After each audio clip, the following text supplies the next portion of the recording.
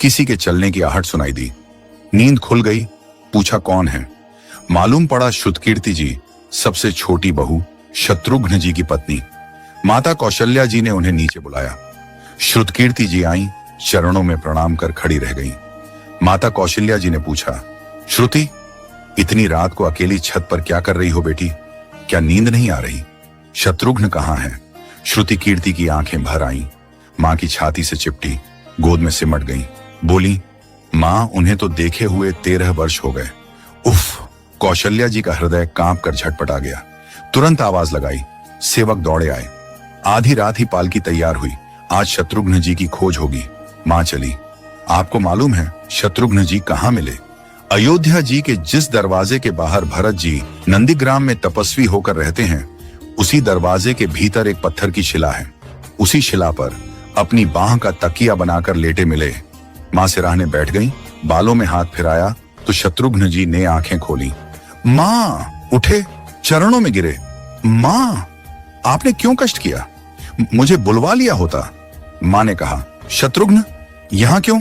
शत्रुघ्न जी की रुलाई फूट पड़ी। बोले, मां, भैया राम जी पिताजी की आज्ञा से वन चले गए। भैया लक्ष्मण जी उनके पीछे चले गए। भैया भरत जी भी नंदीग्राम में हैं। क्या ये महल, ये रथ, ये राजसी वस्त्र विधाता ने मेरे ही लिए बनाए हैं? माता कौशल्या जी निरुत्तर रह गई। देखो क्या है ये राम कथा। ये भोग की नहीं, त्याग की कथा है। यहाँ त्याग की ही प्रतियोगिता चल रही है और सभी प्रथम हैं। कोई पीछे नहीं रहा। चारों भाइयों का प्रेम और त्याग एक दूसरे के प्रति अद्भुत, अभिनव और अलौकिक है। रामायण जीवन जीने की सबसे उत्तम शिक्षा देती है। भगवान राम को 14 वर्ष का वनवास हुआ तो उनकी पत्नी सीता मैया ने भी सहर्ष वनवास स्वीकार कर लिया। परंतु बचपन से ही बड़े भाई की सेवा में रहने वाले लक्ष्मण जी कैसे राम जी से दूर हो जाते? माता सुमित्रा से तो उन्होंने आज्ञा ले ली थी वन जाने की, परंतु जब पत्नी उर्मिला के कक्ष की ओर बढ़ रहे थे तो सोच रहे थे कि मां ने तो आज्ञा दे दी, परंतु उर्मिला को कैसे समझाऊंगा, क्या बोलूंगा उनसे?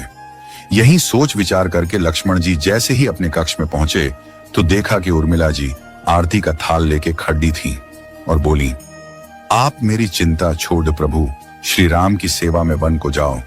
मैं आपको नहीं रोकूंगी। मेरे कारण आपकी सेवा में कोई बाधा ना आए, इसलिए साथ जाने की जिद भी नहीं करूंगी। लक्ष्मण जी को कहने में संकोच हो रहा था, परंतु उनके कुछ कहने से पहले ही उर्मिला जी ने उन्हें संकोच से बाहर निकाल दिया।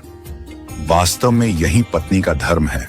पति संकोच में पड़े उससे पहले ही पत्नी उसके मन की बात जानकर उसे संकोच से बाहर कर दे।